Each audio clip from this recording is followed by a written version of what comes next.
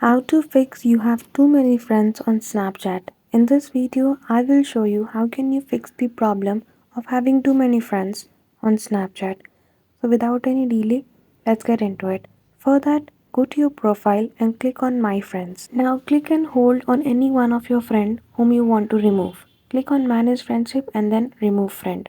This is a method to fix your problem of having too many friends. The other is to go to I Need Help option under Support icon on Settings. Then you need to scroll down and choose any option under Submit a Request. I will choose I found a bug. Click on Yes for Still Need Help question. Then after click on What's Not Working. I will choose Friends here. Then choose Friends list on what are you having trouble with.